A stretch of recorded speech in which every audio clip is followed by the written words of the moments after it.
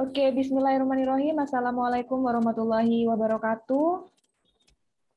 Waalaikumsalam warahmatullahi wabarakatuh.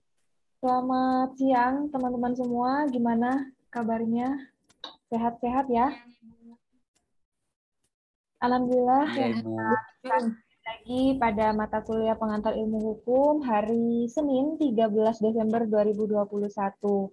Nah, teman-teman, saya juga mau mengingatkan, berhubung sekarang e-kelas sudah bisa digunakan kembali, sudah pulih kembali, teman-teman sudah bisa mengakses e-kelas, nanti bisa dilihat riwayat kehadirannya ya, karena ini warning juga buat teman-teman semua, karena ini sudah tinggal 2 kali tatap muka lagi, kita sudah menghadapi minggu tenang, setelah minggu tenang baru kita UAS. Ya, nggak kerasa kita bakalan UAS dan teman-teman semua sudah lepas dari semester 1 dan akan menginjak ke semester 2.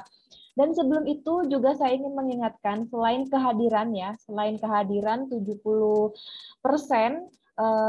yang bisa mengikuti ujian akhir semester, selain kehadiran, teman-teman juga diharuskan untuk menyelesaikan atau menuntaskan tagihan pembayaran pada bagian keuangan. Jadi bisa dilihat di siakatnya, kalau bagian keuangan itu di siakat kalau nggak salah, nanti atau di Smart Unija, ya di Smart Unija teman-teman bisa akses di situ tagihan ataupun sisa tagihan pembayaran untuk di semester 1. Karena di bulan Januari, minggu kedua dan juga minggu ketiga itu adalah jadwal ujian akhir semester serentak untuk semua fakultas di Universitas Wiraraja. Dan setelah itu di bulan Februari kita sudah melaksanakan registrasi dan di bulan Maret kita sudah perkuliahan semester genap.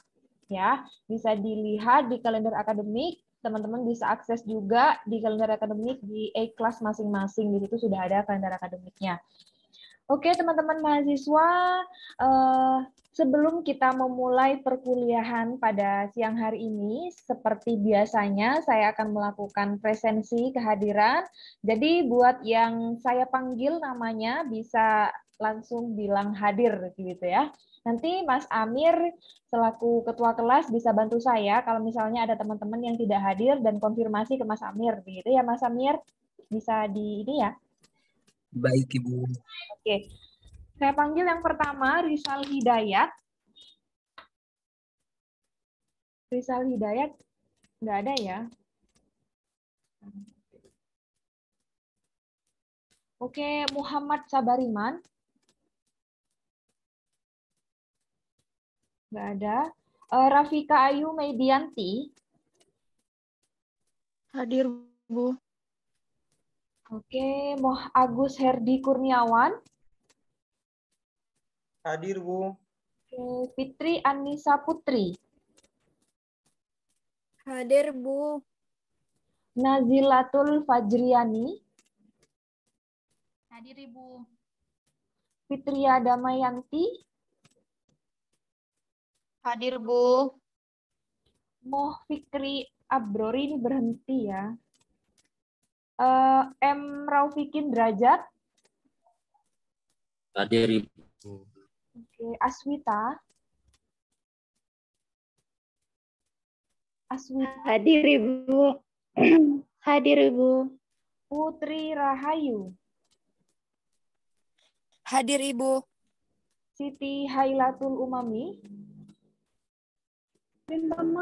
Ada, Ibu. Nurul Maufiroh. Hadir, Ibu. Rizka Dwi Ulandari. Berhenti, Bu. Abdul Muhyi. Hadir, Bu.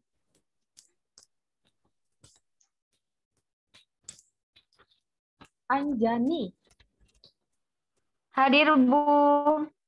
Norin Putri Pradini. Hadir, Ibu.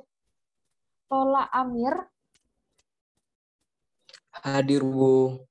R.A. Wanda Sari Sakinah. Hadir, Bu. Ahmad Wafi ini berhenti ya? Iya, Ibu, berhenti. Tommy Mustafa. Hadir, Bu. Oke, Kutsia.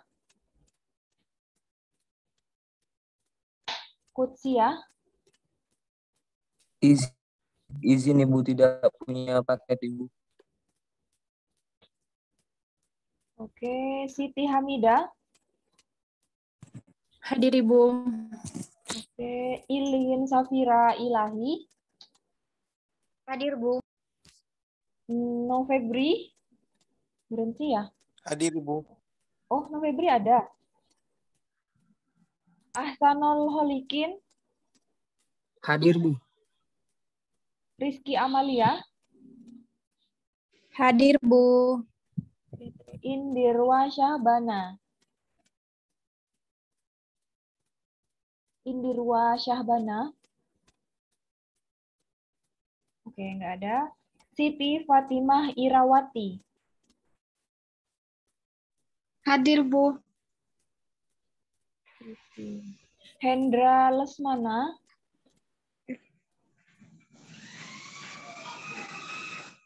Hendra Hadir, Bu. Hadir, Bu. Hadir, Ibu. Imam Syafi'i. Hadir, Bu. Oke, Muhammad Nadifa Anugrah Putra. Hadir, Bu. Retno Dwi Anggraini. Retno Dwi Febri Anggraini. Hadir Ibu. Muhammad Zain Habibi. Izin Ibu, ada acara Ibu. Oke. Ahmad Nur Fauzi. Hadir, Ibu. Fahrezi. Hadir, Bu. Mohnurul Fakih. Hadir, Bu. Agnes Putri Monika Chandra. Hadir Bu. Oke. Anisha Nur Radiah. Hadir Bu. Wulan Safitri. Hadir Bu. Dewi Nurdiana. Dewi Nurdiana, ini hadir apa tidak? Sofyan Ferdiansyah. Alhamdulillah, hadir, Bu. Alhamdulillah. Ali Wasi. Ali Wasi.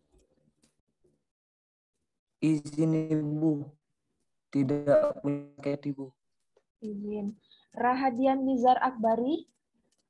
Hadir, Bu. Oke. Khairul Rizal. Khairul Rizal. Hadir, Bu. Oke. Waris Dipli Arianto.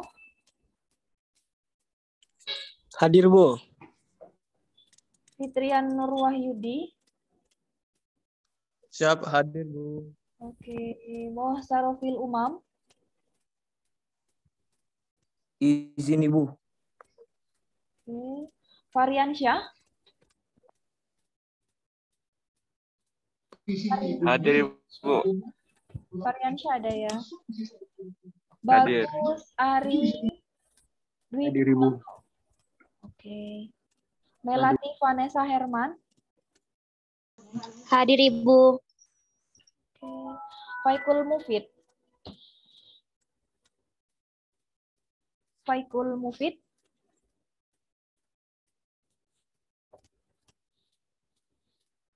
Dani Hasbi Wicaksono. Berhenti Ibu. Oke. Teman-teman ada yang belum dipanggil sama saya atau sudah selesai semuanya? Mungkin yang baru gabung. Oke, kita mulai saja perkuliahan hari ini. Nah, kita biasanya ya pada saat terkena suatu kasus, kita pasti akan bertanya apakah kasus tersebut merupakan sebab ataupun akibat yang nantinya akan berdampak terhadap hukum. Nah, kita di sini berhubungan dengan hal tersebut, di dalam fenomena-fenomena hukum yang terjadi saat ini, baik yang saat ini sedang viral ataupun terjadi sama diri kita sendiri. Tentunya kita sebagai subjek hukum tidak terlepas dari apa itu yang dikatakan sebagai perbuatan hukum. Ya, ada perbuatan hukum, ada perbuatan melawan hukum. Nanti kita akan mengulas ke belakang hingga sampai selesai mata kuliah pada sesi hari ini. Nah, di sini juga tidak terlepas dari perbuatan hukum itu, nanti kita akan melihat adanya peristiwa-peristiwa hukum atau fenomena-fenomena hukum yang kemudian akan berakibat ataupun berimplikasi secara hukum. Oke, teman-teman, di sini ada ruang lingkup pembahasan ya. Ruang lingkup pembahasan pada kesempatan kali ini atau pada tatap muka kali ini yang pertama, ini ada peristiwa hukum. Ya. Ada peristiwa hukum atau rehvet. Yang kedua, ada perbuatan hukum. Ada perbuatan melawan hukum, ada hubungan hukum, akibat hukum, dan juga hak dan kewajiban. Nah, dari adanya hak dan kewajiban, kemarin kita kan sudah mempelajari ya tentang hukum objektif, hukum subjektif, di mana hak dan juga kewajiban, sehingga nanti ini akan ada korelasinya, akan ada hubungannya. Dengan apa? Dengan apa yang dikatakan itu sebagai hubungan hukum, sehingga itu akan mengakibatkan perbuatan hukum atau perbuatan melawan hukum, di mana itu akan menimbulkan yang namanya peristiwa hukum. Dari peristiwa hukum tersebut kemudian akan berdampak ataupun akan berakibat secara hukum, baik terhadap diri kita sebagai subjek hukum ataupun terhadap orang lain. Ya, nanti kita akan lebih jelas ke belakang untuk mempelajari masalah-masalah ini. Yang pertama, peristiwa hukum atau rehvet. Di sini ada beberapa pendapat. Yang pertama dari Van Apeldoorn. Di sini peristiwa hukum berdasarkan pendapat dari beliau, dari Van Apeldoorn ini adalah suatu peristiwa yang didasarkan hukum untuk menimbulkan atau menghapuskan hak. Jadi peristiwa hukum atau kejadian hukum atau rehvet ini adalah peristiwa kemasyarakatan yang akibatnya ini diatur oleh hukum. Secara lebih terperinci, kita bisa mengatakan sebagai berikut. Apabila dalam masyarakat itu timbul suatu peristiwa hukum, sedangkan peristiwa itu sesuai dengan yang dilukiskan dalam peraturan hukum atau peraturan perundang-undangan, maka peraturan itu pun lalu dikenakan kepada peristiwa tersebut. Jadi maksudnya, Van Apeldoorn ini menitik beratkan terhadap sesuatu hal yang menimbulkan ataupun menghapuskan hak. Ya, sesuatu yang menimbulkan hak atau menghapuskan hak. Nah, sesuatu itu apa? Nanti yang dikatakan sebagai perbuatan hukum. Nah, perbuatan hukum ini akan menimbulkan yang namanya peristiwa hukum. Di mana peristiwa hukum ini kan merupakan suatu kejadian, suatu fenomena, suatu hal yang sudah terjadi. Jadi beda ya antara peristiwa hukum dengan perbuatan hukum. Harus ada peristiwa hukum dulu, harus ada perbuatan hukum dulu, baru nanti kita akan bisa melihat peristiwa hukum apa yang terjadi, kejadian apa yang nanti itu akan terjadi. Jadi seperti itu. Selanjutnya di sini ada pendapat dari Sacipto Raharjo.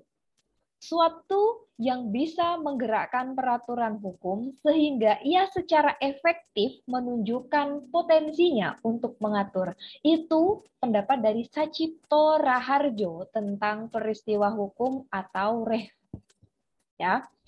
Sacipto Raharjo ini memberikan definisi bahwa peristiwa hukum itu adalah suatu kejadian di dalam masyarakat yang menggerakkan suatu peraturan hukum tertentu sehingga ketentuan yang tercantum di dalamnya itu dapat diwujudkan. Nah, maksudnya di sini, maksud Sacipto Raharjo dapat diwujudkan adalah ketika suatu peraturan perundang-undangan hanya ada di dalam suatu teks saja,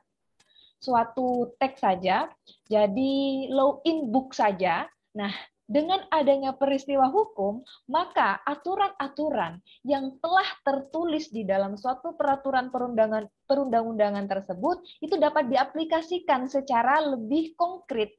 Artinya, ketentuan yang tercantum di dalam itu dapat diwujudkan. Contohnya seperti ini. Kan ada ya aturan tentang masalah pasal pembunuhan, pasal pemerkosaan, pasal pencemaran nama baik. Itu sudah ada aturannya.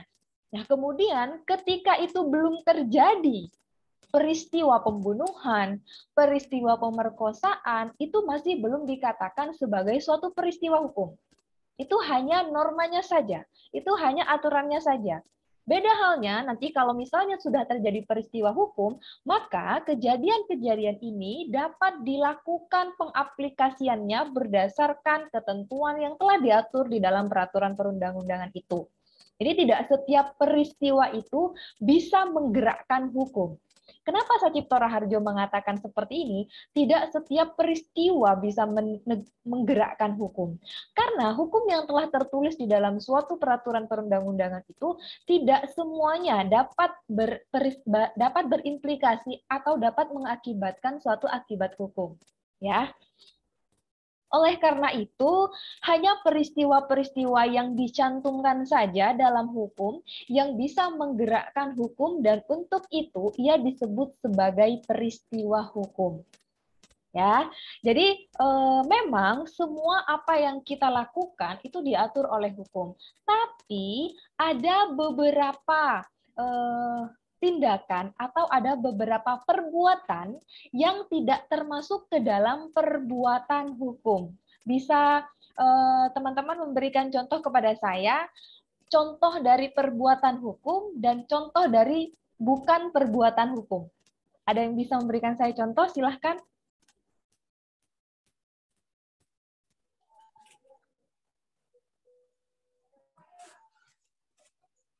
Baik, Assalamualaikum warahmatullahi taala wabarakatuh.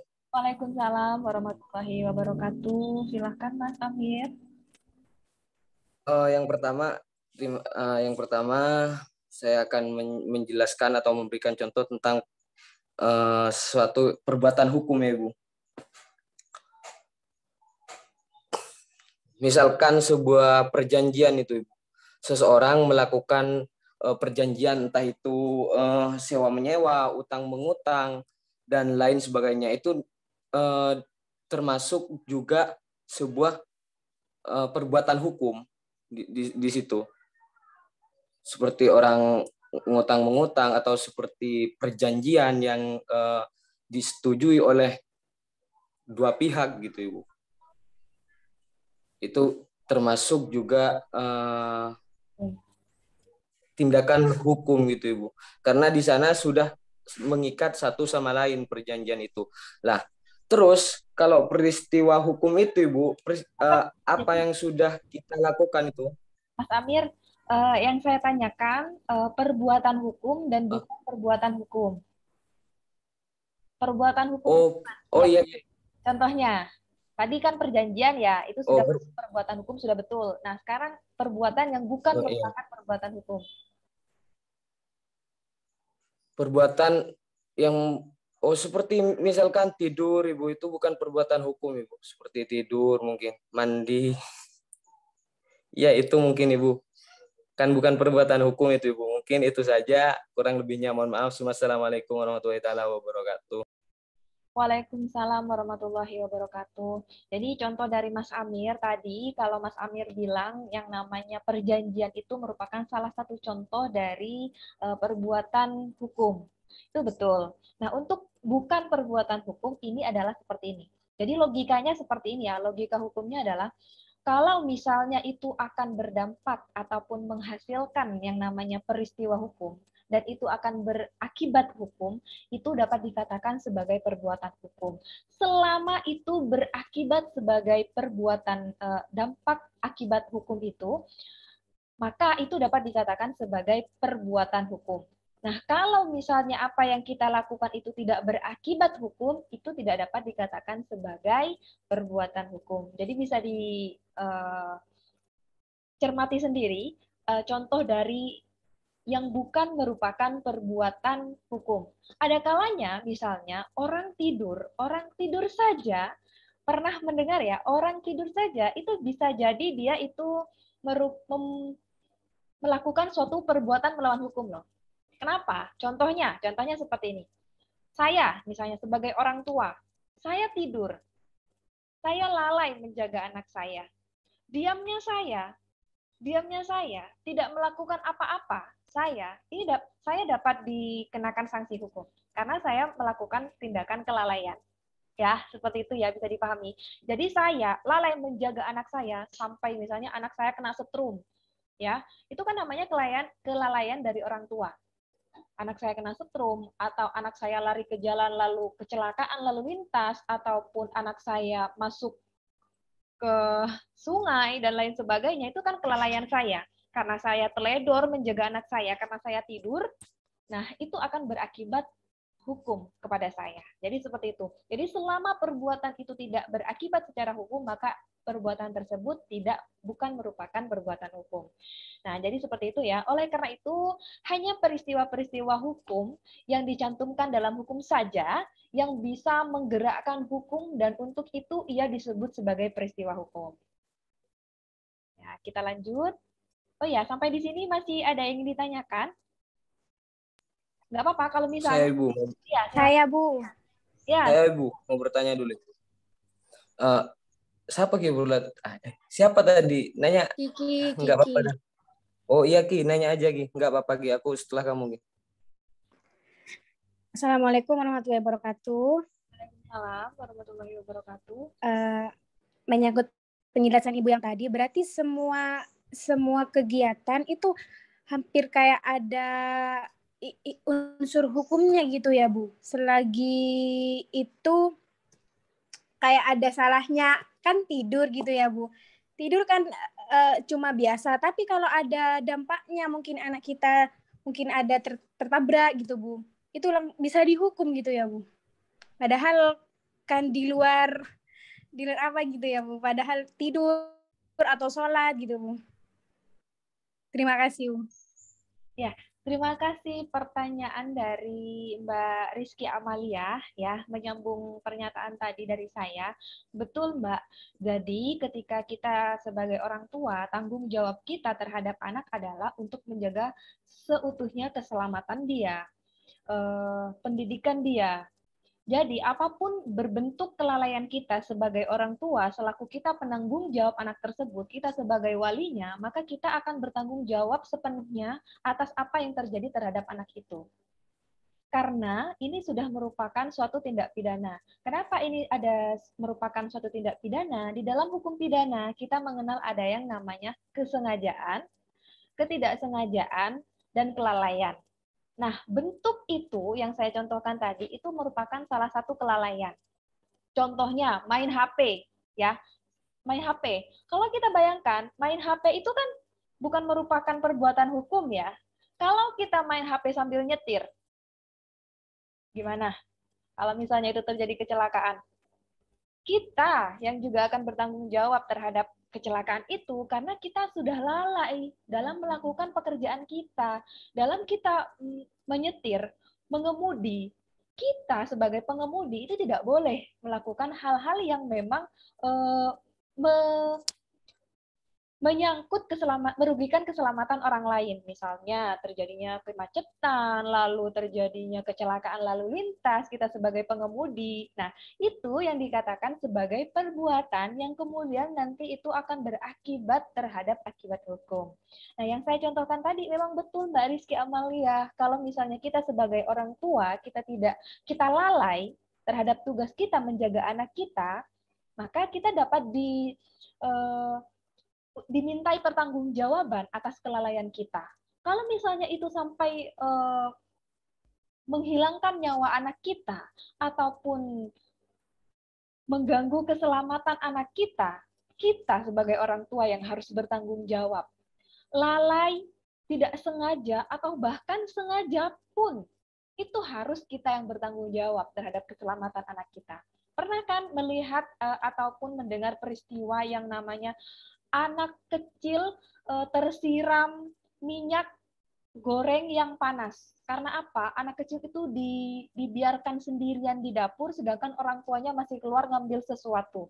Anaknya ada di dapur sendirian dalam keadaan kompor itu hidup, dan di atasnya itu ada minyak goreng di atas wajan, lalu kemudian wajannya itu tersiram ke anaknya. Maka siapa yang dapat disalahkan? Itu adalah kelalaian orang tua. Nah, kita sebagai seseorang yang dianggap cakap hukum, dianggap dapat dipertanggungjawabkan secara hukum, bagaimana kita dapat menghindari hal tersebut? Ya otomatis bagaimana ketika kita mau melakukan pekerjaan, anak kita dititipkan ke neneknya ataupun minta dijaga kepada orang lain. Nah, itu merupakan hal-hal yang memang perlu kita perhatikan juga dalam kita menjaga anak. Seperti itu Mbak Rizky Amalia. Jadi kalau misalnya saya mencontohkan orang tua yang lalai menjaga anak ataupun pengemudi yang lalai mengemudi kendaraannya dengan dia main HP, nah itu merupakan salah satu perbuatan hukum yang kita lakukan. Karena itu dapat mengakibatkan akibat hukum, menimbulkan akibat hukum. Nah, fenomena itu, peristiwa itu dikatakan sebagai peristiwa hukum. Kejadian itu dikatakan sebagai peristiwa hukum. Seperti itu ya, Mbak Rizky Amalia, ada yang ditanggapi lagi? Iya Bu, ada tambahan sedikit Bu. Ya, silahkan Mbak. Ini terjadi di rumah saya sendiri Bu. Ini si mamanya Bu lagi main HP di rumahnya. Ternyata si anak ini main keluar Bu. Di rumah itu sedang banjir. Terus kejebur Bu anaknya Bu. Tapi karena semuanya mau damai, entah itu bapaknya atau keluarganya, jadi nggak dibawa ke jalur hukum gitu Bu. Itu nggak apa-apa ya Bu ya? Nggak Terima dibawa kasih Bu. hukum maksudnya gini ya Mbak, apakah anaknya itu selamat? Iya Bu, awalnya itu kayak hampir mau meninggal, tapi ya selamat Bu, selamat. Tapi ada juga Bu tetangga yang kurang suka gitu, jadi mau dibawa ke jalur hukum gitu Bu. Oke, terima kasih pertanyaan dari Mbak Rizky Amalia yang menyambung dari Iya, ya Bu. yang barusan, yang terjadi, yang digambarkan oleh Mbak Rizky Amalia, yang katanya orang tuanya itu main HP, orang tuanya main HP, lalu di luar situasinya adalah sedang banjir, kemudian anaknya itu hampir kecelakaan, ataupun hampir tenggelam ya di situ ya, dan itu tidak dibawa ke jalur hukum. Iya Bu.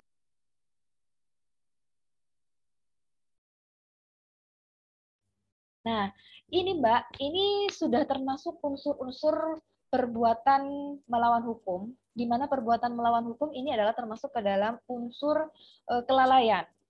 Dan ini merupakan delik biasa, bukan delik aduan. Dan seharusnya ini dapat diperkarakan ke jalur hukum. Tapi karena memang ini tidak terekspos mungkin dari pihak keluarga ke pihak penegak hukum ataupun pihak kepolisian atas terjadinya peristiwa ini, maka ini tidak tercium oleh hukum. Karena seperti ini, Mbak, yang namanya suatu peristiwa hukum, ya, suatu peristiwa hukum, ini kan ada delik ya, ada delik aduan dan ada delik biasa. Dan yang dicontohkan oleh Mbak Rizky Amalia ini merupakan delik biasa. Delik biasa ini memang tidak perlu ada yang melaporkan. Memang tidak perlu ada yang melaporkan. Tapi yang perlu digarisbawahi, kalau misalnya ini hanya terjadi dan diketahui oleh keluarganya saja, kan otomatis pihak kepolisian, pihak penyelidik itu tidak mengetahui adanya peristiwa hukum ini. Jadi penyelidik tidak dapat melakukan upaya-upaya hukum ataupun melakukan penyelidikan kalau ini tidak terekspos. Jadi kalau misalnya ada yang memberatkan masalah ini atau mempermasalahkan ini dapat diperkarakan. Seperti itu, Mbak. Iya Ibu, terima kasih. Sama-sama, Mbak. Silakan Mas Amir. Mungkin Ibu lanjutkan saja Ibu nanti setelah pembelajaran, soalnya agak banyak pertanyaannya Ibu. Oke, Oke, Mas. Oke, kita lanjut dulu. Di sini ada pendapat juga dari R. Suroso. Jadi rehvet atau suatu kejadian hukum atau peristiwa hukum ini merupakan suatu kejadian biasa dalam kehidupan sehari-hari yang akibatnya itu diatur oleh hukum.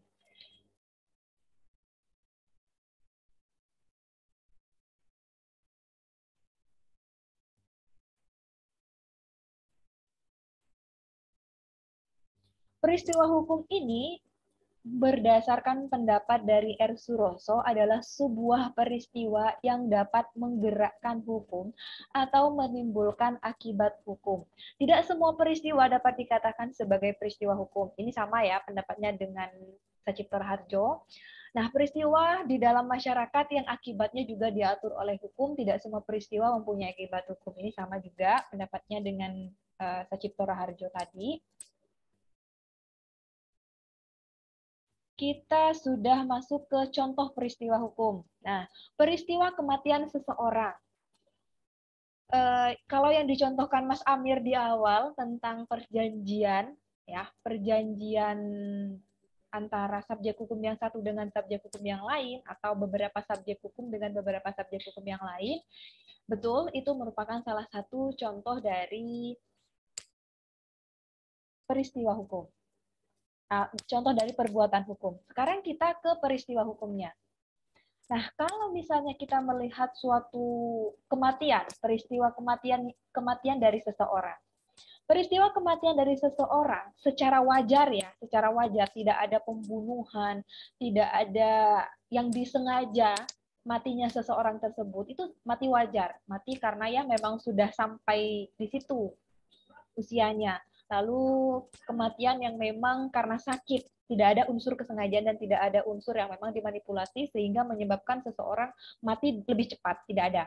Jadi matinya seseorang akan menimbulkan berbagai akibat hukum.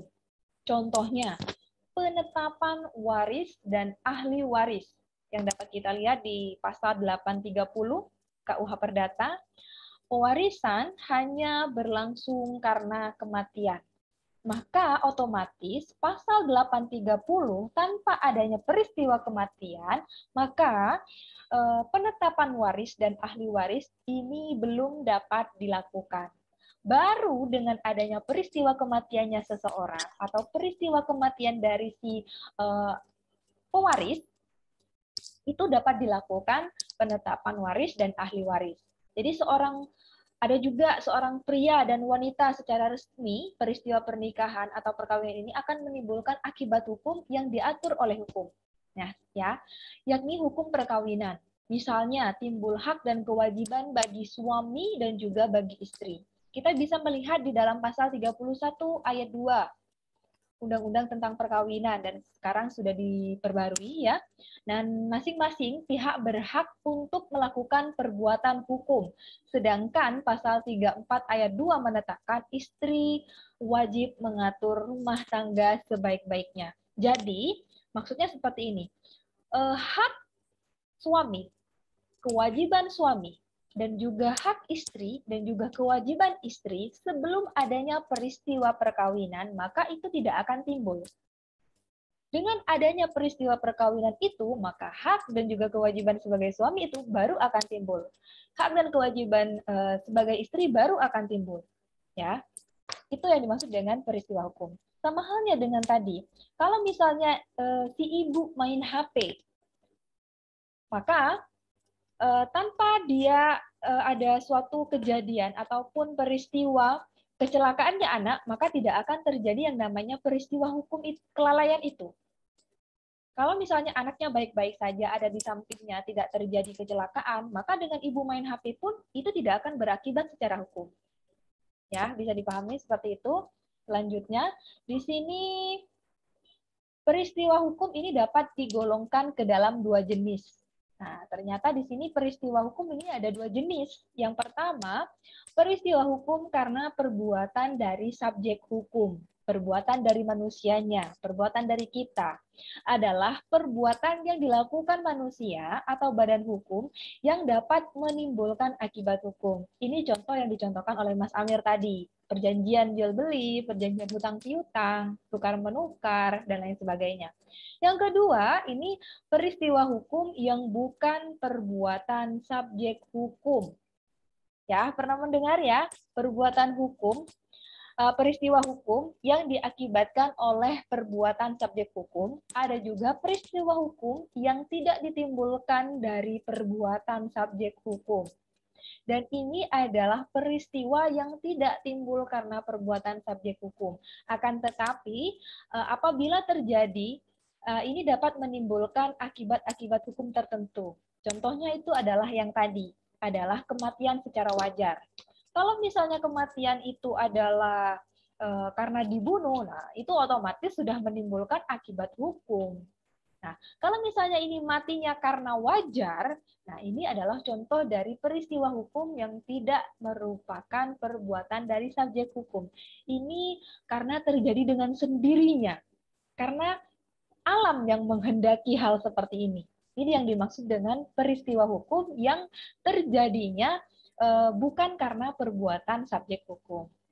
Nah, contohnya juga ada sekarang seperti adanya pandemi. Nah, ada yang mengatakan bahwa pandemi itu memang sudah memang muncul dari Wuhan, ya. Kalau misalnya kita teliti ataupun kita mengikuti dari info-info dari awal dari 2019 hingga sekarang 2021, yang namanya COVID ataupun virus ini, virus COVID-19 ini diakibatkan oleh apa? Apakah ini diakibatkan memang oleh alam ataupun ini diakibatkan karena perbuatan manusia? Perbuatan manusia maksud saya adalah rekayasa. Rekayasa medis. Nah, rekayasa medis maksudnya di sini adalah ketika suatu virus itu muncul karena adanya kesalahan dari perbuatan di dalam kita melakukan pengamatan ataupun secara medis. Contohnya seperti ini. Teman-teman mungkin di sini pernah melihat info dari sebuah film. Sebuah film itu menceritakan bahwa ini ada kesalahan rekayasa di bidang medis. Sehingga antara unsur yang satu dengan unsur yang lainnya ini tidak menyatu. Sehingga dengan disatukannya unsur yang satu dengan unsur yang lainnya, ini akan mengakibatkan kegagalan secara medis. Nah, kegagalan secara medis ini akan menimbulkan virus yang baru. Nah, ini yang dimaksud adalah kegagalan ataupun rekayasa medis.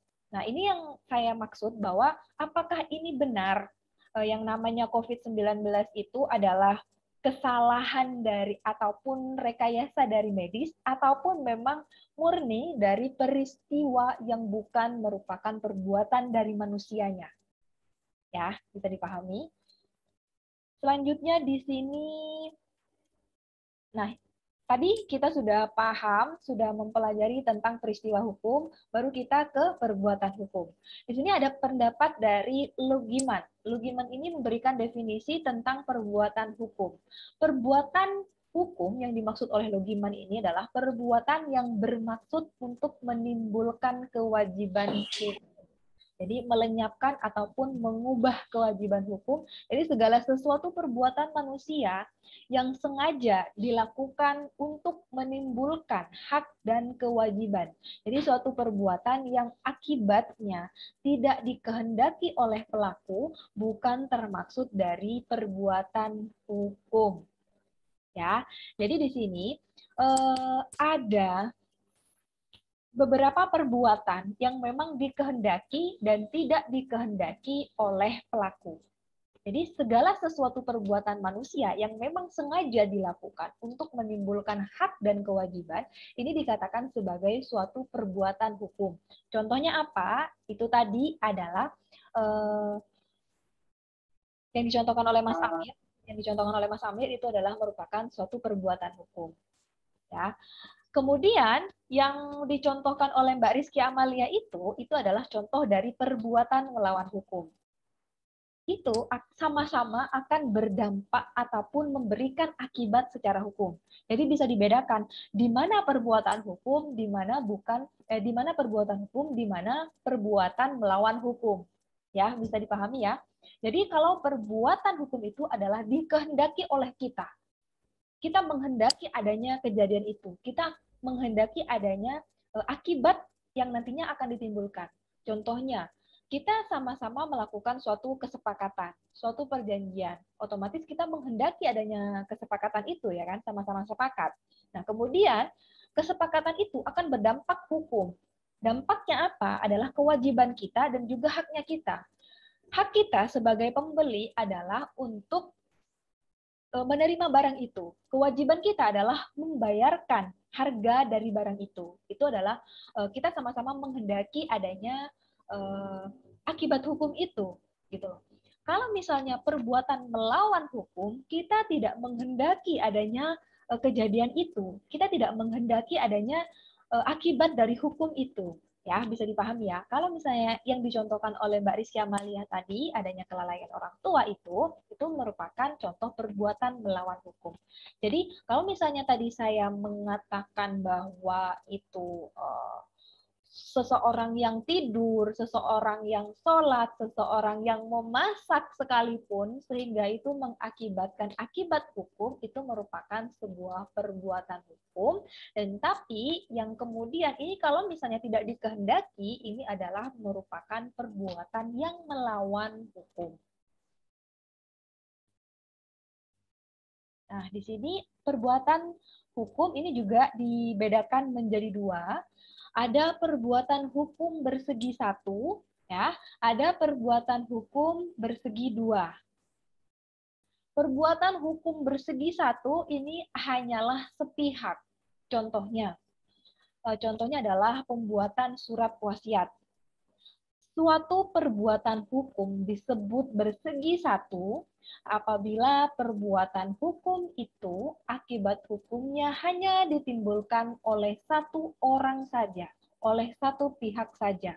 Yang artinya suatu perbuatan yang dilakukan oleh satu pihak saja dan menimbulkan hak dan kewajiban kepada satu pihak pula.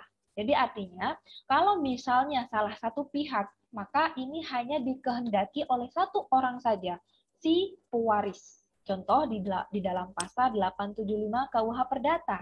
Ini merupakan salah satu contoh perbuatan hukum yang bersegi satu. Ya, kalau tadi ada peristiwa hukum yang dilakukan oleh subjek hukum dan ada juga peristiwa hukum yang memang tidak ditimbulkan oleh subjek hukum. Di sini perbuatan hukum ada dua juga diklasifikasi menjadi perbuatan hukum bersegi satu dan juga perbuatan hukum bersegi dua. Nah, yang selanjutnya ini ada perbuatan hukum bersegi dua. Contohnya adalah perjanjian sewa-menyewa. Ini salah satu contoh saja. Atau perjanjian jual-beli, atau kesepakatan-kesepakatan yang lainnya yang melibatkan antara kedua belah pihak, kesepakatan kedua belah pihak, maka ini disebut sebagai perbuatan hukum bersegi dua. Adalah perbuatan hukum yang dilakukan oleh dua pihak atau lebih dan menimbulkan hak-hak dan juga kewajiban bagi kedua pihak juga. Artinya dalam perbuatan hukum ini terjadi hubungan timbal balik. Kalau yang bersegi satu ini hanya menimbulkan hak dan kewajiban hukum terhadap satu pihak saja, yaitu si ahli waris. Jadi si ahli waris ini akan diberikan hak dan kewajiban baru atas adanya perbuatan hukum pemindahan harta warisan dari si pewaris kepada si ahli waris. Nah, kita sudah masuk ke perbuatan melawan hukum atau onreh matedat. Definisi perbuatan melawan hukum ini dikatakan sebagai perbuatan yang melawan hukum ataupun melanggar hukum apabila perbuatan itu adalah bertentangan dengan hukum. Seperti yang saya katakan tadi adalah ini tidak sesuai dengan apa yang kita kehendaki. Biasanya seperti itu. Adapun yang dimaksud dengan kerugian-kerugian yang ditimbulkan oleh perbuatan melawan hukum itu, contohnya kerugian dan perbuatan itu harus ada hubungannya secara langsung. Kerugian ini ditimbulkan karena kesalahan dari si pelaku. Yang dimaksud dengan kesalahan adalah pelaku sengaja atau lupa, dikatakan sebagai lalai. Ini yang saya maksud tadi, bahwa dalam kita lalai menjaga anak, dalam kita lalai melakukan kewajiban kita dalam pekerjaan kita, sehingga itu berdampak terhadap nyawa seseorang, keselamatan seseorang, ini yang dikatakan sebagai perbuatan melawan hukum. Yang dilakukan kita itu, aktivitas kita sehari-hari, tanpa kita rasa, itu adalah merupakan perbuatan biasa, bukan merupakan perbuatan hukum. Nah, kemudian kalau itu akan berakibat secara hukum dan menimbulkan peristiwa hukum, itu yang dikatakan sebagai perbuatan hukum. Nah, perbuatan hukum ini adalah yang kita kehendaki. Nah, sedangkan perbuatan yang melawan hukum adalah tidak kita kehendaki dan itu akan berdampak terhadap akibat-akibat hukum yang lainnya. Contohnya adalah kelalaian, kesengajaan, lupa, dan lain sebagainya, sehingga itu akan berakibat secara hukum. Dan itu dapat dipertanggungjawabkan secara hukum. Nah, perbuatan melawan hukum ini kita bisa lihat di dalam pasal 1365 KUH Perdata. Nah, perbuatan lain yang bukan merupakan perbuatan hukum ini dapat dibedakan menjadi dua, ya. Perbuatan yang akibatnya diatur oleh hukum dan perbuatan yang bertentangan dengan hukum. Ini perbuatan yang bukan merupakan perbuatan hukum. Jadi kalau misalnya tadi yang saya contohkan tadi itu yang mana sih yang bukan merupakan perbuatan hukum dan yang mana yang merupakan perbuatan hukum yang saya tanyakan di awal yang dijawab oleh Mas Amir, ini adalah jawabannya. Jadi perbuatan yang memang diatur oleh hukum ini merupakan perbuatan hukum. Ada juga yang perbuatan bukan merupakan perbuatan hukum adalah perbuatan melawan hukum. Yang kemudian perbuatan yang bukan merupakan perbuatan hukum dikatakan sebagai perbuatan melawan hukum apabila itu bertentangan dengan hukum dan itu tidak dikehendaki oleh kita sebagai subjek hukum. Ya, jadi perbuatan yang memang diakibatkan dan juga diatur oleh hukum ini dikatakan sebagai perbuatan yang bukan merupakan perbuatan hukum. Jadi akibat yang tidak dikehendaki oleh yang melakukan perbuatan itu diatur oleh hukum. Tetapi perbuatan tersebut bukanlah merupakan perbuatan hukum. Misalnya, perbuatan memperhatikan ataupun kepentingan orang lain dengan tidak diminta oleh orang itu untuk memperhatikan kepentingannya, ini dikatakan sebagai perbuatan sakwarneming. Ini diatur di dalam pasal 1354 KUH Perdata. Hal ini, kenapa ini tidak merupakan perbuatan hukum? Ya, kenapa ini tidak merupakan perbuatan hukum? Karena kita tahu bahwa di dalam perbuatan hukum itu ada yang bersegi satu, ada yang bersegi dua. Nah, sedangkan perbuatan mengurus ataupun memperhatikan kepentingan orang lain ini yang dikatakan sebagai sakwarneming ini, ya sakwarneming. Contohnya seperti ini. Misalnya saya pergi nih keluar kota, kemudian saya meninggalkan 5 ekor sapi di pekarangan ternak saya. Di rumah saya itu sama sekali tidak ada orang. Saya pun tidak memberikan pesan kepada tetangga saya untuk mengurus ternak-ternak saya. Saya pergi keluar kota ataupun pergi meninggalkan rumah itu tanpa ada orang tahu. Jadi tetangga pun tidak tahu saya baliknya kapan, saya pulangnya kapan, nggak ada yang tahu.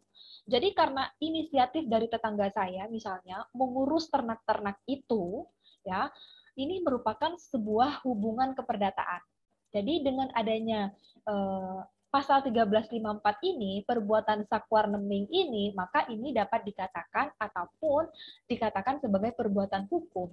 Perbuatan yang bukan merupakan perbuatan hukum. Kenapa? Karena ini kemudian jika ini sudah mengakibatkan ataupun menghabiskan beberapa banyak materi, ya beberapa banyak uang, dia kan perlu ya untuk memberikan makan si ternaknya, untuk memberikan minum ternaknya, sehingga beberapa tahun dia menghabiskan biaya berapa juta untuk untuk memberikan makan terhadap ternak saya. Nah, ini dapat dimintai pertanggungjawaban. Dapat dimintai pertanggungjawaban dalam hal ini adalah ganti rugi. Dapat diganti biaya yang saya keluarkan untuk hewan ternak saya itu yang telah diurus oleh tetangga saya.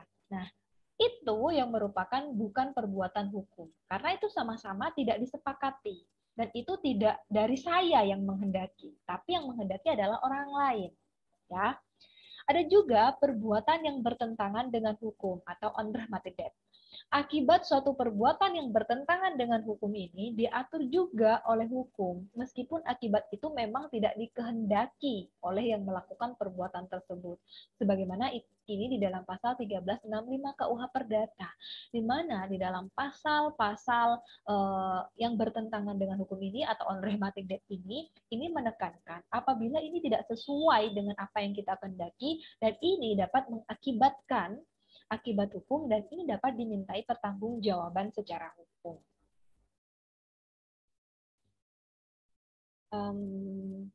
Nah, di sini kita sebelum lanjut ke hubungan hukum, sebelum kita lanjut ke yang lebih kompleks lagi, mungkin ada yang ingin ditanyakan, silahkan. Mas Amir kayaknya tadi mau bertanya sebelum kita lanjut dulu, silahkan kalau misalnya ada yang ingin bertanya. Ya, silahkan, Mas. Baik, Ibu. Saya ingin bertanya tentang yang tadi, Ibu. Tentang yang perbuatan yang tidak diatur oleh hukum itu, Ibu. Misalkan yang Ibu contohkan tadi, misalkan saya keluar kota, Ibu, dan saya meninggalkan ternak-ternak, terus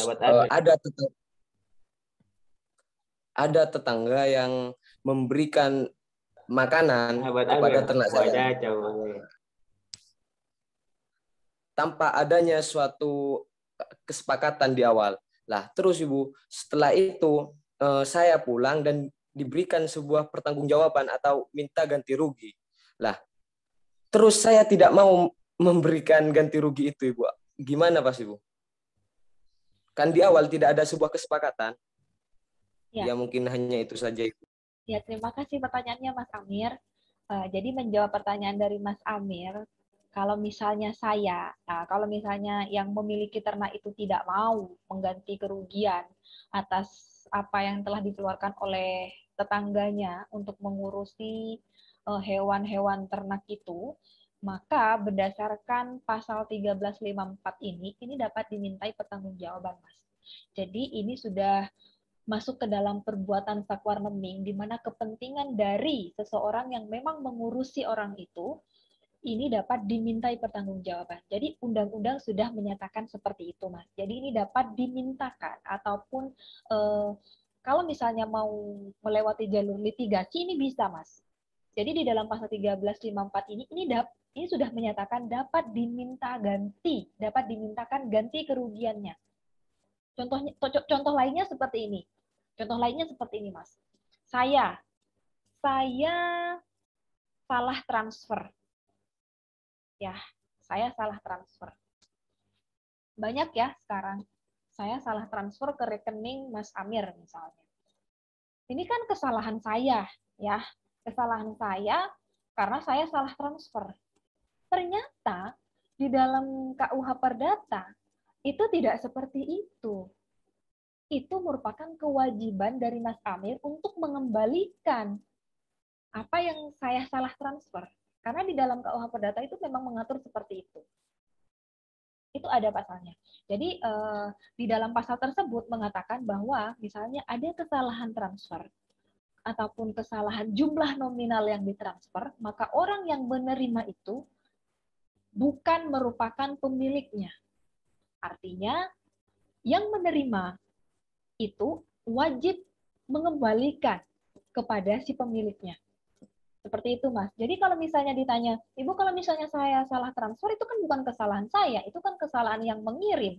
Kenapa dia tidak teliti dalam mengirim? Kenapa dia tidak dicek dulu nominalnya sebelum mengirim? Maka itu tidak seperti itu dalam hukum perdata. Itu merupakan kewajiban dari yang menerima itu untuk mengembalikannya. Jadi memang ada hak-hak, ya, hak-hak yang memang ditimbulkan karena adanya peristiwa itu. Makanya itu dikatakan sebagai peristiwa hukum, maka ini dapat menimbulkan hak dan kewajiban yang memang ditimbulkan karena adanya peristiwa hukum itu.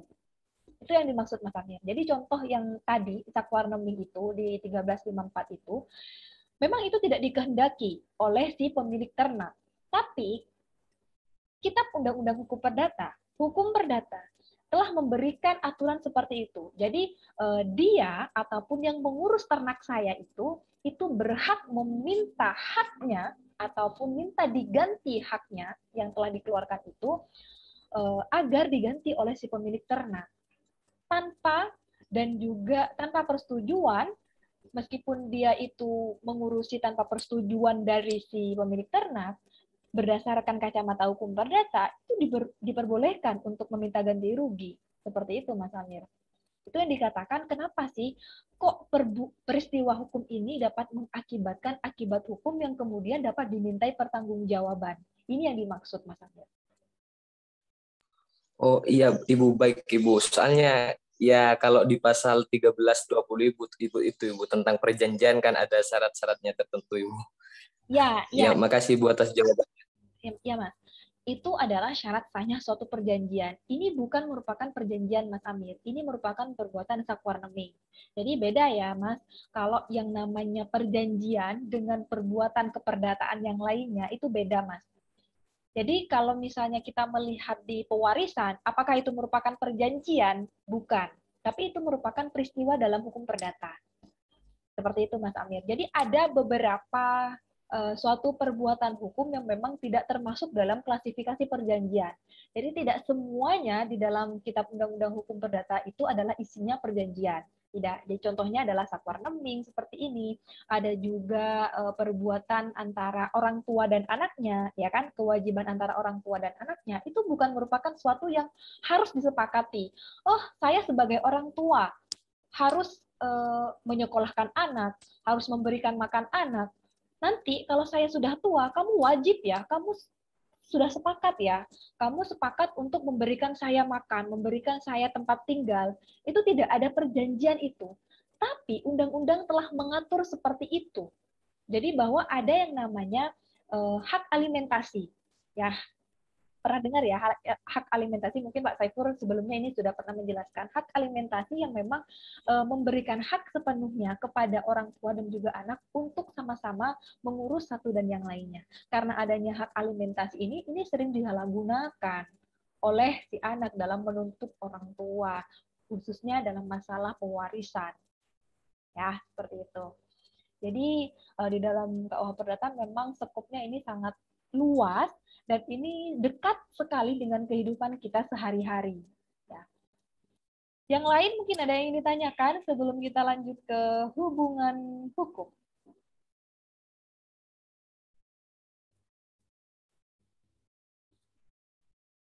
Kalau misalnya tidak ada, saya lanjut dulu.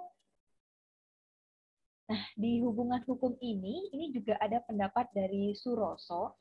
Hubungan hukum ini adalah hubungan antara dua atau lebih subjek hukum. Dalam hubungan hukum ini ada hak dan kewajiban pihak yang satu terhadap pihak yang lainnya. Jadi setiap hubungan hukum ini mempunyai dua segi. Segi befoget atau kekuasaan atau hak dengan lawannya itu adalah plih atau kewajiban. Kewenangan yang diberikan oleh hukum kepada subjek hukum ini dinamakan hak. Ya, bisa digarisbawahi atau bisa diperhatikan ya. Yang dikatakan sebagai hak ini adalah kewenangan yang diberikan oleh hukum kepada subjek hukum. Itu adalah hak. Pada saat kita melakukan suatu perjanjian, itu kan ada asas kebebasan berkontrak. Maka kontrak yang telah kita buat, aturan, klausul yang telah kita susun secara bersama itu akan berlaku sebagai undang-undang bagi kita yang menyepakati adanya perjanjian itu. Maka itu telah menimbulkan hak bagi masing-masing pihak yang menundukkan diri terhadap perjanjian itu.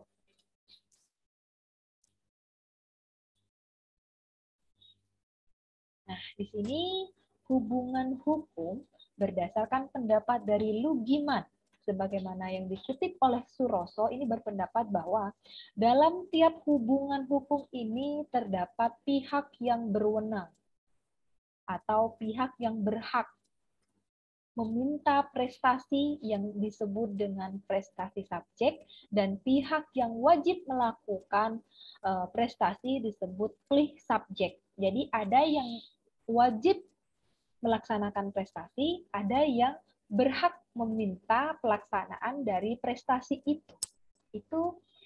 Itu berlaku dalam suatu hubungan hukum. Kalau tidak ada hubungan hukum, maka tidak bisa saya meminta hak itu. Misalnya, saya melakukan perjanjian nih dengan Mas Amir.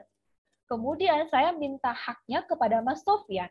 Itu sudah tidak relevan karena saya tidak ada hubungan hukum apa-apa dengan Mas Sofyan, seperti itu. Hubungan saya hanya dengan Mas Amir.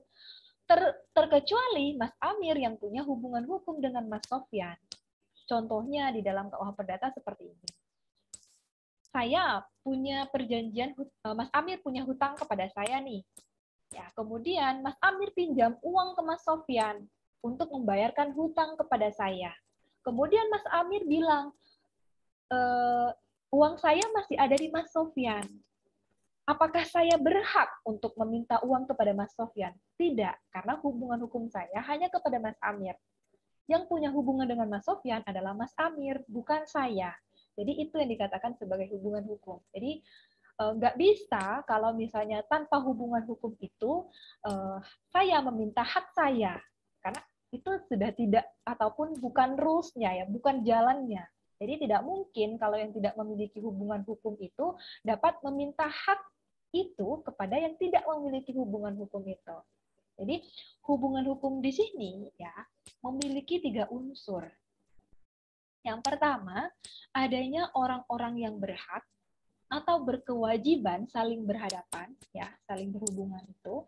Dan kedua, adanya objek yang berlaku berdasarkan hak dan kewajiban tersebut. Yang ketiga, adanya hubungan antara pemilik hak dan pengemban kewajiban atau adanya hubungan atas objek yang bersangkutan. Ini merupakan unsur-unsur di dalam hubungan hukum. Jadi harus ada orang-orang yang memang punya hak dan punya kewajiban. Saling memenuhi, ya. Saling memenuhi antara kewajiban yang memang harus dilaksanakan prestasinya atau prestasi subjeknya dengan hak yang memang harus dengan hak yang memang harus didapatkan itu.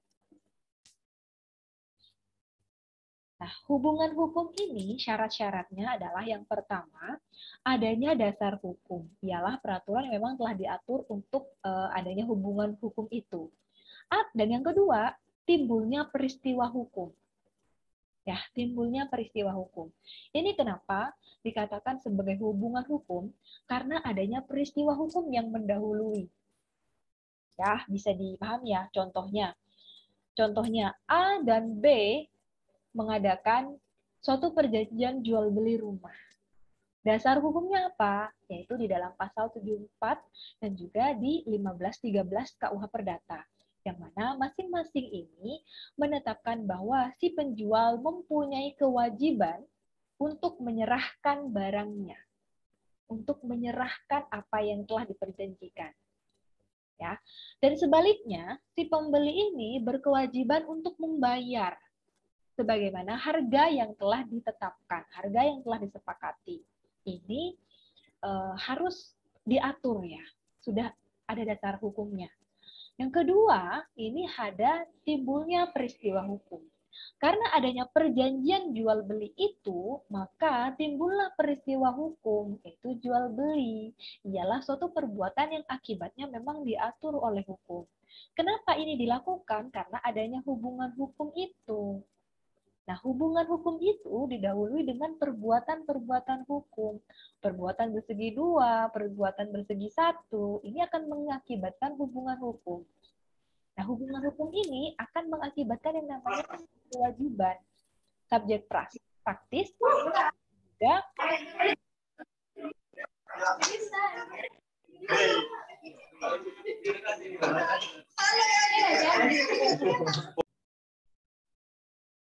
akan menimbulkan perbuatan hukum. Jadi karena adanya perbuatan hukum itu, maka ini mengakibatkan yang namanya hubungan hukum dan berdampak pada peristiwa hukum. Nah, peristiwa hukum ini dapat dimintai pertanggungjawaban secara hukum apabila itu melakukan perbuatan yang melawan hukum. Dan tidak semua hubungan itu merupakan hubungan hukum. Sama kayak yang tadi, tidak semua perbuatan itu merupakan perbuatan hukum. Sama halnya dengan ini, tidak semua hubungan itu merupakan hubungan secara hukum. Ya. Selanjutnya di sini ada akibat hukum. Nah, akibat hukum adalah segala akibat yang terjadi dari segala perbuatan hukum. Jadi ada sebab, ada akibat. Sebabnya apa? Yaitu perbuatan hukum. Akibatnya apa? Yaitu akibat hukum. Yang dilakukan oleh subjek hukum terhadap hukum ataupun akibat-akibat yang lain yang disebabkan karena kejadian-kejadian tertentu. Yang mana oleh hukum ini yang bersangkutan sendiri telah ditentukan ataupun dianggap sebagai akibat hukum. Jadi singkatnya, akibat hukum ini dapat diartikan akibat dari suatu tindakan hukum. Jadi akibat hukum inilah yang kemudian melahirkan suatu hak dan kewajiban bagi subjek hukum. Ya, bisa dipahami ya. Ini yang dikatakan sebagai akibat dari perbuatan hukum. Kemudian hak dan kewajiban. Tadi kita sudah mengetahui bahwa apa yang telah diberikan oleh undang-undang itu akan melahirkan hak bagi kita dan juga kewajiban bagi kita. Di sini, hak ini merupakan sesuatu yang harus didapatkan. Ya, harus didapatkan oleh subjek hukum, oleh individu, oleh subjek hukum yang lainnya. Baik itu yang masih ada di dalam kandungan sekalipun, dia sudah mengemban hak ternyata. Hak apa? Hak sebagai ahli waris. Anak yang berada di dalam kandungan, jangan salah, itu sudah mengemban hak. Itu sebagai ahli waris dari si pewaris. Ya. Dan ini merupakan wewenang yang diberikan oleh hukum kepada subjek hukum. Sedangkan kewajiban ini adalah beban yang diberikan oleh hukum kepada subjek hukum, baik orang ataupun badan hukum. Jadi bisa dibedakan di mana hak, di mana kewajiban, di mana yang dapat kita minta dan di mana yang dapat kita laksanakan. Nah, di sini ada pembagian hak ya. Yang pertama ada hak mutlak, ada hak relatif atau hak nisbi ya. Hak mutlak di sini adalah setiap kekuasaan yang memang secara mutlak oleh hukum diberikan kepada para subjek hukum untuk berbuat sesuatu atau bertindak, yang mana ini akan memperhatikan kepentingan-kepentingannya. Hak mutlak ini merupakan hak yang diberikan kepada yang bersangkutan untuk wajib dihormati oleh orang lain. Contohnya, hak kepemilikan terhadap suatu objek hukum tertentu. Egindom, hak egindom, hak milik terhadap suatu tanah. Maka orang lain itu wajib menghormati hak milik kita. Dengan cara apa? Kita tidak menyerobot tanah. Kita tidak menyerobot pekarangan orang lain. Itu adalah bentuk penghormatan kita terhadap hak mutlak yang memang diberikan oleh undang-undang kepada kita sebagai pemilik hak egindom itu. Hak untuk mendapatkan perlindungan dari negara. Inilah kenapa negara itu memberikan hak secara mutlak kepada para pemilik hak egindom ini. Nah, hak mutlak ini dapat dibagi menjadi 3. Ya, ada hak asasi manusia, Ada hak publik mutlak dan hak keperdataan. Ini hak yang memang telah diberikan oleh undang-undang kepada masing-masing subjek hukum. Yang kedua, ini ada hak relatif ataupun hak nisbi. Adalah setiap kekuasaan ataupun kewenangan yang oleh hukum ini diberikan kepada subjek hukum yang lain secara tertentu. Dengan kata lain, ini hanya dapat dilakukan oleh suatu subjek hukum tertentu saja. Contohnya, kewenangan si A untuk meminta uang kepada si B karena si B telah berhutang. Kewenangan si A ini adalah disebut sebagai hak relatif. Karena apa ini disebut sebagai hak relatif? Karena adanya hubungan hukum tertentu ternyata. Harus ada hubungan hukum tertentu, maka ini akan melahirkan hak. Nah, hak yang dilahirkan karena adanya hubungan hukum ini dikatakan sebagai hak relatif. Hak yang ditimbulkan karena adanya suatu hubungan hukum. Beda halnya dengan hak mutlak yang memang telah diberikan secara langsung oleh undang-undang ataupun oleh negara berdasarkan undang-undang. Ya, bisa dipahami? Nah, di sini kewajiban bisa timbul karena beberapa sebab. Kewajiban bisa timbul karena beberapa sebab, tidak hanya berdasarkan suatu perjanjian saja. Ya, kalau misalnya ada suatu perjanjian itu sudah otomatis kita akan mendapatkan atau akan menerima ataupun akan mengemban hak dan kewajiban tertentu yang diakibatkan karena hubungan hukum perjanjian itu. Di sini ada juga ternyata beberapa sebab ya kewajiban itu bisa timbul. Yang pertama, diperolehnya suatu hak dengan syarat harus memenuhi kewajiban tertentu. Jadi dengan diperolehnya suatu hak dengan syarat harus memenuhi kewajiban tertentu. Jadi contohnya seperti ini. Saya ingin membuka usaha di bidang tekstil, misalnya. Kemudian, otomatis saya harus mengurus izin-izin saya, izin beroperasi. Dengan saya memenuhi apa yang telah menjadi prosedural dalam menerbitkan izin itu, maka saya berhak atas apa? Atas perlindungan secara hukum. Bahwa kegiatan usaha saya itu dilindungi oleh hukum, legal secara hukum. Itu yang dimaksud dengan hak itu diperoleh karena telah memenuhi kewajiban-kewajiban tertentu, yaitu apa yang telah dipersyaratkan dalam perizinan itu. Ya. Ada juga adanya suatu perjanjian. Ini sama yang kita contohkan tadi, adanya suatu kesepakatan antara kedua belah pihak, terus setelah dinikmati hak tertentu harus diimbangi dengan kewajiban tertentu. Contohnya, misalnya seperti ini, kita ke resto, kita sudah makan, kita sudah menikmati pelayanan di situ, kita sudah menikmati wifi di situ, lalu kita sudah menikmati layanan yang disediakan di situ, layanan bermain di situ ada, karaoke ada. Nah, setelah kita selesai semuanya, kita harus membayar, yaitu wajib. Ya, ini yang dikatakan kenapa kewajiban itu bisa timbul. Ya, karena kita telah menikmati hak-hak kita, karena kita telah memenuhi kewajiban kita, itu nanti akan mengakibatkan kewajiban yang akan timbul. Ya, yang ketiga, telah dinikmati, ini yang tadi, yang keempat, kadaluarsa. Misalnya, adanya kewajiban baru membayar denda atas pajak kendaraan bermotor bagi yang telat membayarnya. Nah, ini dikatakan sebagai suatu kewajiban yang memang akan timbul karena adanya daluarsa itu. Misalnya, Mas Raufikin Derajat telat membayar pajak kendaraan, maka dia wajib untuk membayar denda atas ketelatan ataupun atas keteledoran dia dalam membayar pajak kendaraan tepat waktu. Kewajiban itu ternyata bisa hilang. Tidak hanya kewajiban itu dapat timbul saja. Kalau tadi adalah beberapa sebab sehingga timbulnya suatu kewajiban.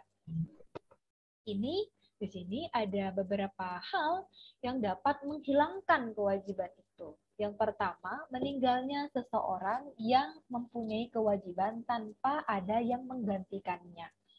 Nah, ini yang sering dipertanyakan oleh teman-teman mahasiswa. Misalnya nih ya, Mbak Siti Fatimah. Mbak Siti Fatimah ini punya hutang sama Mas Raufikin Derajat. Kemudian, mohon maaf ya, kemudian Mbak Siti Fatimah ini meninggal misalnya, mohon maaf ya, misalnya meninggal. Kemudian dia tidak mempunyai ahli waris. Artinya ahli waris di sini adalah ahli waris yang berkewajiban untuk melunasi hutang-hutang dari Mbak Siti Fatimah. Maka ini kewajiban untuk membayar hutang kepada Mas Raufikin Derajat otomatis akan hilang. Kalau tidak ada si ahli waris, kalau tidak ada pengampunya, tidak ada walinya, tidak ada pengampunya. Jadi seperti ini. Sudah tidak punya keluarga, tidak punya anak, tidak punya keturunan, sudah tidak diketahui siapapun, dan itu sudah tidak bertuan misalnya, tidak diketahui siapapun identitas dari keluarga dari Mbak Siti Fatimah. Kemudian Mbak Siti Fatimah ini punya tanggungan hutang kepada Mas Raufikin Derajat, dan Mas Raufikin Derajat ini tahu bahwa Mbak Fatimah kemudian meninggal dunia misalnya. Lalu bagaimana caranya Mas Raufikin Derajat itu menagih hutangnya sementara sudah tidak ada para ahli warisnya? Nah, ini yang dikatakan sebagai kewajiban itu dapat hilang karena beberapa hal, karena adanya peristiwa kematian itu. Yang kedua, hak yang melahirkan kewajiban itu telah hilang. Ada juga ketentuan undang-undang. Ada juga ketentuan undang-undang yang memang mengatur bahwa kewajiban itu dapat hilang karena ada hal yang memang telah diatur oleh undang-undang. Ada juga kewajiban telah dialihkan kepada orang lain. Ada kewajiban ataupun tanggung renteng, ada tanggung gugat. Nah, itu juga ada hubungannya dengan kewajiban yang dialihkan kepada orang lain. Ada juga di luar kemampuan manusia, sehingga manusia itu tidak dapat memenuhi kewajiban itu, maka kewajiban itu dapat hilang. Artinya dia tidak wajib untuk membayarkan ataupun menyelesaikan kewajiban terhadap orang yang memang harus diberikan kewajibannya itu, atau diberikan haknya itu. Dari sini mungkin ada yang ingin ditanyakan terkait hak dan kewajiban, hubungan hukum, peristiwa hukum, lalu ada akibat hukum, perbuatan melawan hukum. Silahkan, Mas Amir. Baik, Ibu. Saya ingin bertanya. Assalamualaikum warahmatullahi taala wabarakatuh. Waalaikumsalam warahmatullahi wabarakatuh. Yang pertama itu, Ibu, saya ingin bertanya tentang syarat sahnya perjanjian. Nah, yang belum saya pahami, Bu, tentang syarat sahnya perjanjian pada pasal 1320 itu disebutkan bahwasannya adanya sebuah kesepakatan, kecakapan, suatu hal tertentu, dan juga adanya suatu klausa yang halal. Nah, terus Ibu, di antara kesepakatan itu di mana diatur di dalam pasal 30, di pasal 1330 itu, Ibu, seseorang yang cakap hukum di perdata itu, Ibu, orang yang berumur 21 tahun lah. Bagaimana tentang seseorang yang tidak mencapai umurnya 21, Ibu, dan melakukan perbuatan seperti perjanjian dan lain sebagainya, Ibu? Apakah itu tidak sah perjanjiannya, Ibu? Lah, yang kedua, Ibu, tentang ini pada realitanya, misalkan ada suatu tanah, Ibu, ada suatu tanah berdempetan, satunya milik si A, satunya milik si B, dan si A ini tanahnya lebih tinggi daripada si B. Nah, di situ kalau kata orang Maduranya disebut tabun, Ibu, lah. Karena sekarang musim hujan, Ibu, ada ya dilanda banjir atau air, itu tanahnya terkikis Ibu, yang di atas terkikis semakin sempit itu Ibu. Lah yang di bawah semakin lebar. Lah tapi di sini Ibu, yang di bawah itu diambil Ibu, yang di atas itu tanahnya yang makin sempit diambil yang di bawah Ibu. Lah bagaimana menurut hukum itu Ibu tentang itu? Mungkin hanya itu saja karena masih banyak pertanyaan, tapi kasihan sama yang lain. Assalamualaikum warahmatullahi wabarakatuh. Waalaikumsalam warahmatullahi wabarakatuh. Terima kasih pertanyaan dari Mas Amir. Silakan Mas Sofyan. Menyambung pertanyaan dari Mas Amir mungkin, atau punya pertanyaan yang lain Mas Sofyan? Bukan Ibu, mau bertanya lain Ibu. Oke, silakan. Iya, jadi begini Ibu. Kan perjanjian itu termasuk perbuatan hukum Ibu. Bagaimana dengan seseorang yang menjalin hubungan asmara dalam tanda kutip itu pacaran? Apakah asas fakta sunt servanda itu berlaku Ibu kepada mereka? Di mana asas tersebut menjelaskan bahwa perjanjian yang dibuat oleh kedua belah pihak dan disetujui itu setara dengan undang-undang Ibu. Itu saja Ibu. Oke. Terima kasih pertanyaan dari Mas Sofyan. Saya urut menjawab dari pertanyaan Mas Amir. Jadi Mas Amir ini mempermasalahkan atau mempertanyakan terkait syarat sahnya perjanjian di dalam pasal 1320, di mana yang pertama itu adanya suatu kesepakatan. Yang kedua, cakap. Yang ketiga, hal tertentu atau objek tertentu. Dan yang keempat, ada kausa halal. Mas Amir perlu ketahui terlebih dahulu. Ternyata di dalam pasal 1320 ini dibagi lagi Mas menjadi dua. Yaitu ada syarat subjektif dan juga ada syarat objektif. Yang dipertanyakan Mas Amir itu terkait kesepakatan dan juga kecakapan itu termasuk dalam syarat subjektif. Sifatnya, syarat subjektif itu sifatnya adalah dapat dibatalkan. Sedangkan syarat objektif itu adalah batal demi hukum.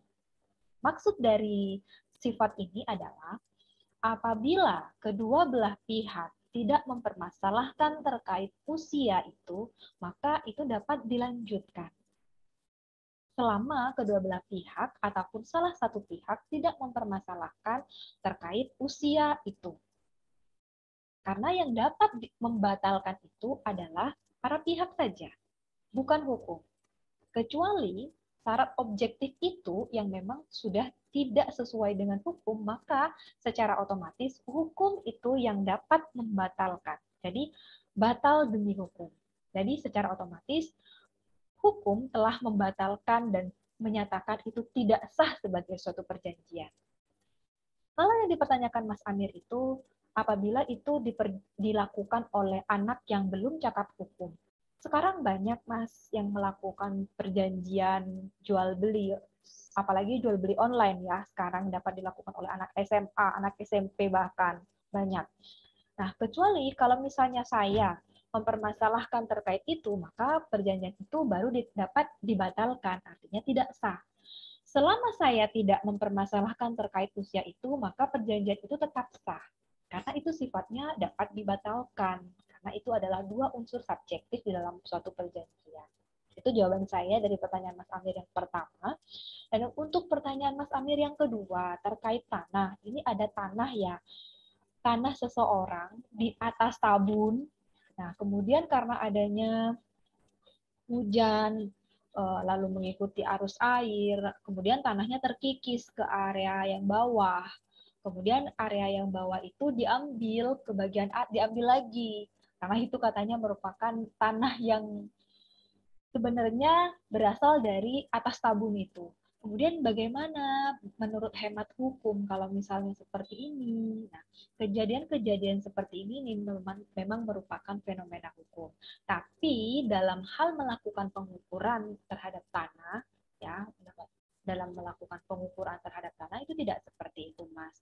Nah, ini dapat dilakukan ke Badan Pertanahan Nasional, ini dapat dilakukan pengukuran kembali, ya, bisa ditetapkan sesuai petanya.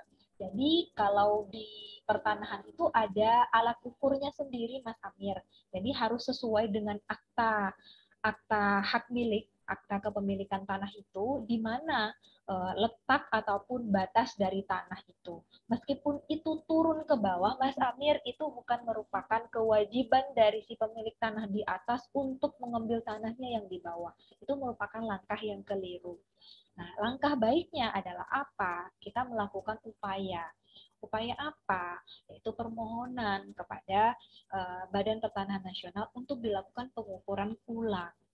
Nah, untuk melakukan pengukuran ulang ini dapat kita ketahui bahwa ternyata ini ada yang bergeser. Nah, kalau misalnya ada seperti itu, ini dapat dilakukan perbaikan kembali, Mas. Jadi kita tidak bisa serta-merta langsung mengambil tanah yang katanya telah mengikuti arus dan turun ke bawah itu. Itu nggak bisa seperti itu. Seperti itu ya jawaban saya, Mas Amir. Nah, kemudian pertanyaan selanjutnya dari Mas Sofyan terkait asas fakta sunt servanda nih. Asas fakta sunt servanda yang katanya ini berlaku sebagai undang-undang bagi kedua belah pihak yang menyepakati. Lalu bagaimana apabila ini berlaku ataupun dilakukan oleh sepasang kekasih dan ini statusnya masih pacaran? Perlu kita ketahui bahwa hubungan pacaran ini masih belum diatur di dalam Kitab Undang-Undang Hukum Perdata. Nah, perjanjian-perjanjian yang diakui, baik itu perjanjian nominat maupun perjanjian innominat yang berada di dalam Kitab Undang-Undang Hukum Perdata ini masih belum ada tentang pacaran. Yang pertama itu jawaban saya. Selanjutnya, kemudian seperti ini Mas Sofyan, perjanjian yang nominat, artinya perjanjian bernama, itu ada macamnya, Mas. Ada perjanjian jual beli, perjanjian tukar menukar, sewa menyewa, banyak sekali macam-macam perjanjian nominat. Ada juga perjanjian innominat. Ada perjanjian joint venture. Ada perjanjian antara perusahaan yang satu dengan perusahaan yang lainnya yang bilang merger ada. Nah, kemudian ini termasuk ke jenis perjanjian yang mana, Mas? Nah, ini yang perlu kita perhatikan juga. Jadi tidak semua yang disepakati itu diatur di dalam Kitab Undang-Undang Hukum Perdata. Jadi yang dimaksud dengan asas fakta sunt servanda ini bahwa apa yang disepakati itu adalah sesuai dengan peruntukannya. Jadi sesuai dengan apa yang memang telah diatur di dalam undang-undang. Kalau misalnya, kan tadi dibilang ya, ada yang harus berdasar, dan yang kedua ada peristiwa hukum. Nah, yang berdasar ini yang saya maksud, bahwa ternyata perjanjian jual beli ini diatur di dalam pasal 1320. Itu. Ada juga perjanjian innominat, joint venture, merger. Itu perjanjian innominat. Perjanjian tidak bernama.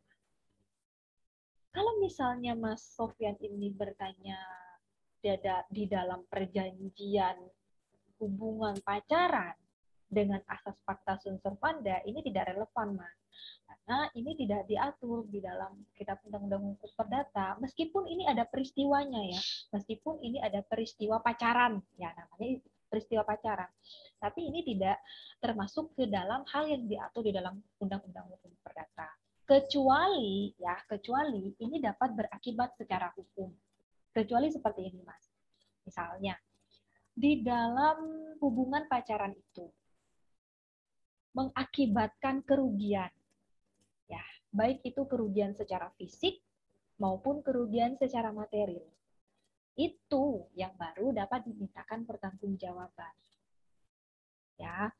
Jadi pertanggungjawaban itu dapat diakibatkan oleh adanya perbuatan hukum dan perbuatan yang bukan merupakan perbuatan hukum, itu perbuatan melawan hukum. Kalau misalnya di situ di dalam hubungan pacaran itu ada unsur penipuan, ya, ada unsur tipu muslihat, ada unsur pemaksaan, ada unsur fisik, ya, kekerasan, itu baru yang dapat dimintakan pertanggungjawaban. Seperti itu jawaban saya, Mas Sofyan dan Mas Amir. Ada yang disampaikan lagi? Baik, Ibu. Saya sekali lagi, Ibu, kalau diberi kesempatan saya mau nanya, karena ini merupakan sebuah ya ketidakadilan juga menurut saya ya Ibu, menurut pemikiran saya, misalkan ada dua orang berkonflik dan kedua orang itu terjadi sebuah Ibu, pukul memukul itu Ibu, berantem. Nah, setelah itu orang yang dua itu dihalang, diderai oleh saya Ibu. Nah, terus setelah saya menderai orang yang bertengkar itu, lah yang satunya kan pasti itu Ibu, dijatuhkan Ibu, atau diderai lah, ya esotok Ibu, dan bahasa modern itu lah. Setelah itu jatuh lah, dan saya itu bisa dipidanakan Ibu dengan aduan penganiayaan ya Ibu, penganiayaan. Kan niatnya saya itu yang dahulu, niatnya saya yang pertama itu Ibu bukan menganiaya, tapi menderai orang yang berantem itu Ibu. Bagaimana Ibu? Yang dilaporkan yang mana, Mas? Yang berantem atau Saya yang menderai. yang melerai? Saya Ibu yang menderai. Yang Ya, melerai ya, yang melerai. Yang melerai ya Ibu. Yang melerai orang yang begitu, Mas. Iya, yang dilaporkan. Itu enggak memenuhi unsur-unsur, Mas. Ya, kan di dalam gini. Ya, silakan, Mas. Oh iya Ibu lah. Pak, saya pernah anggaplah mengikuti seminar. Waktu itu yang mengisi acaranya wakil dekan 2 Fakultas Hukum, kalau tidak salah Pak siapa itu yang juga silat itu Ibu lah. Setelah itu pernah menangani kasus seperti itu. Ada orang berantem. Setelah itu orang ketiga itu melerai orang yang berantem itu. Lah, orang yang berantem itu terjatuh Ibu, dan bukan kepalanya, cuma terkena sama perahu. Lah, setelah terjatuh itu kan dilerai, terjatuh satu. Nah, itu tidak terima Ibu melaporkan orang yang melerai itu. Padahal niatnya baik untuk memisahkan mereka agar tidak bertengkar gitu. Nah, dan itu dihukum Ibu. Gimana anggaplah menurut keadilan itu? Itu putusannya sampai divonis dihukum begitu ya, Mas? Iya Ibu. Itu udah cedera atau bagaimana si yang jatuh itu? Sampai luka? Ya cuma kepala, enggak Ibu, cuma kepalanya anggaplah terbentur gitu Ibu. Nah, dan niatnya orang ketiga itu cuma melerai orang yang bertengkar itu, dan itu termasuk kepada penganiayaan. Pak Ruspandi yang bercerita Ibu tentang itu dan pernah menangani kasusnya. Oke, terima kasih pertanyaan Mas Amir. Ya, memang di dalam kehidupan kita sehari-hari tidak terlepas yang namanya itu perbuatan hukum dan juga perbuatan melawan hukum. Kalau kita melihat peristiwa itu, ini kan merupakan fenomena hukum ya, peristiwa hukum. Nah, kalau Mas Amir bertanya, di mana bentuk keadilan kalau misalnya niatnya adalah untuk melerai, tapi akibatnya, kita lihat akibatnya. Di dalam hukum kita juga melihat yang namanya sebab akibat. Sebabnya kita adalah apa? Adalah untuk melerai. Tapi akibatnya adalah apa? Melukai seseorang misalnya. Menyebabkan jatuh dan cederanya seseorang. Kita lihat juga di situ unsur-unsurnya. Apakah ada unsur kesengajaan? Apakah ada unsur ketidaksengajaan? Atau bahkan ada unsur kelalaian? Kita juga lihat di situ. Selain itu, kita juga melihat apakah ada alasan pemaaf, apakah ada alasan pembenar. Nah, di situ hakim juga melihat bukti-bukti dan juga saksi-saksi. Mungkin di situ bukti yang ditunjukkan di hakim adalah memberatkan si terdakwa. Ya, kan kita tahu bahwa di dalam hukum ini adalah pembuktian. Baik itu hukum perdata maupun pidana, itu adalah pembuktian.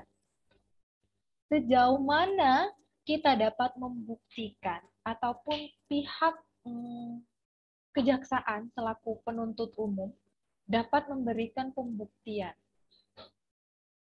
Dan juga sejauh mana si penasehat hukum atau si oknum advokat ini dapat membuktikan di hadapan hakim bahwa apa yang dilakukan itu adalah benar-benar bentuk dari ketidaksengajaan. Apakah dapat membuktikan itu? Nah, karena seperti ini Mas Amir, karena di dalam persidangan itu tidak cukup hanya keterangan dari saksi dan juga korban. Selain itu ada juga keterangan ahli, ada juga barang bukti, ada juga bukti petunjuk. Ya, itu bisa dipelajari lagi nanti ya Mas Amir. Bisa biar kita dalam beracara bisa menganalisis tidak hanya berdasarkan putusan akhirnya, tapi berdasarkan prosesnya. Seperti itu tanggapan saya Mas Amir. Terima kasih.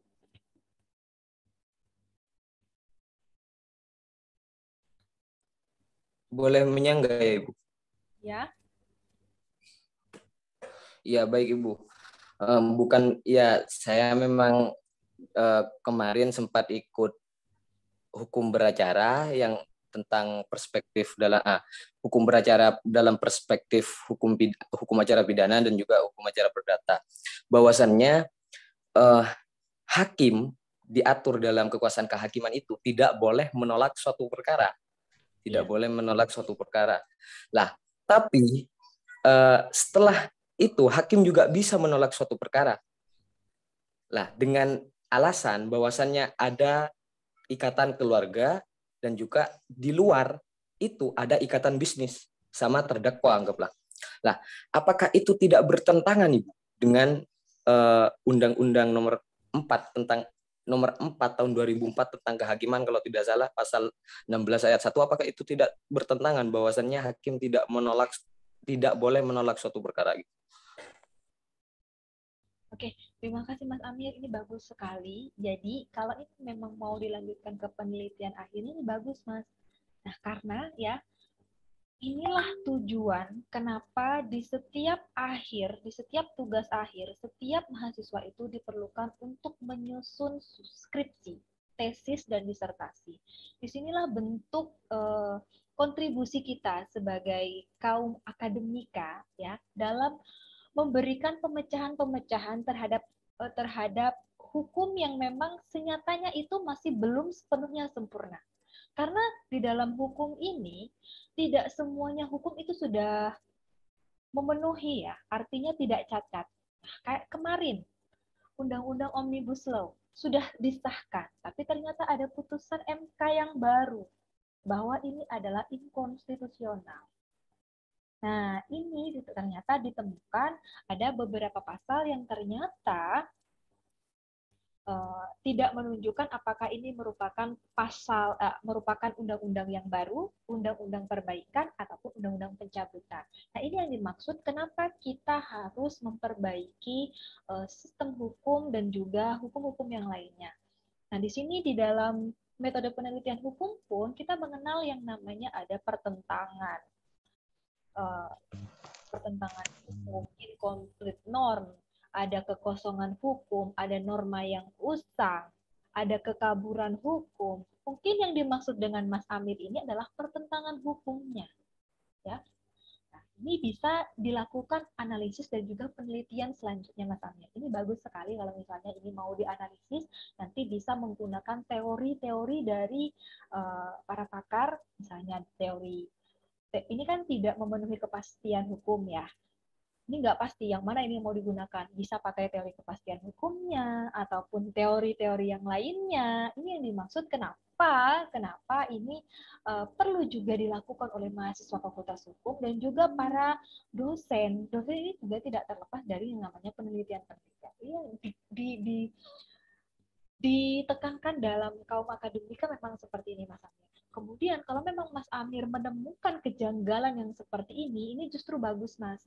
Karena ini juga digunakan sebagai bahan evaluasi untuk memperbaiki yang namanya peraturan-peraturan itu. Seperti itu Mas Amir. Ini bisa dikatakan sebagai pertentangan hukum kalau memang itu benar-benar tidak sesuai ya Mas dengan apa yang didukung oleh beberapa teori. Misalnya teori keadilannya, ataupun teori kepastian hukumnya, dan lain sebagainya. Silakan.